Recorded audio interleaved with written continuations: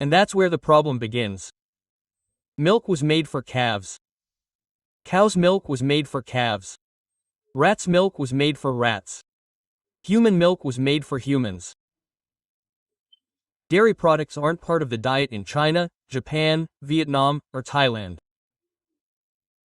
However, the inhabitants of these countries have some of the lowest rates of osteoporosis and bone fractures in the world.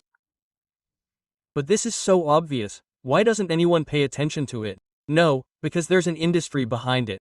Of course, the world's largest milk consumers, Australia, New Zealand, North America, and Western Europe, also have the highest incidence of osteoporosis and risk of bone fractures. The bioavailability of the calcium you eat from vegetables is much higher than that of milk.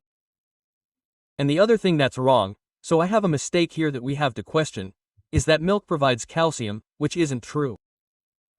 Most of the calcium in milk isn't absorbed, and the vast majority of it is calcium that promotes bone health, which isn't true either. Quite the opposite, because calcium has to have something strange about it, man. How can that be? Milk stays on the supermarket shelf for 6 months, you don't need to refrigerate it until you open the carton. So you see, this product is very different from the product that comes from the cow's breast. There are illnesses related to cow's milk consumption: arthritis, migraines, back pain, multiple sclerosis, acne, heart disease. Lactose intolerance is the inability to convert lactose into galactose and glucose. Now, milk allergy, no. Milk allergies have a list. They're much better treated than you. Call the vet comes, no. Let's give antibiotics, you can't waste time, no. And in the meantime, she stops giving milk, no. She continues giving 70, 80 liters per day, which will now be contaminated with those antibiotics. And he showed that beta-casomorphin 7, CMF7, which is in milk, can trigger schizophrenia in some cases. He was the mastermind behind all this, an American. He showed that this is a myth, all a myth. Another one proving it's a myth. It makes no sense that we have to depend our entire lives on milk from another species to meet our calcium needs. That doesn't make sense. It depends on genetics, nutrition, hormones, lifestyle, and the concomitant diseases you have or don't have, and it determines your bone mass. So, from this trabecular pattern here, it goes to this trabecular pattern here, which characterizes osteoporosis, which can be primary or secondary. This bone grows old because bone is a living structure, not cement. It has to undergo a renewal process.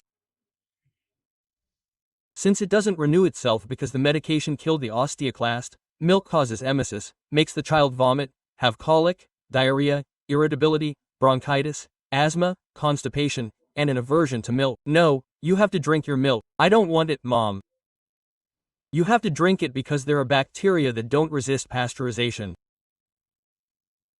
So, there's no guarantee that pasteurized milk is bacteria-free.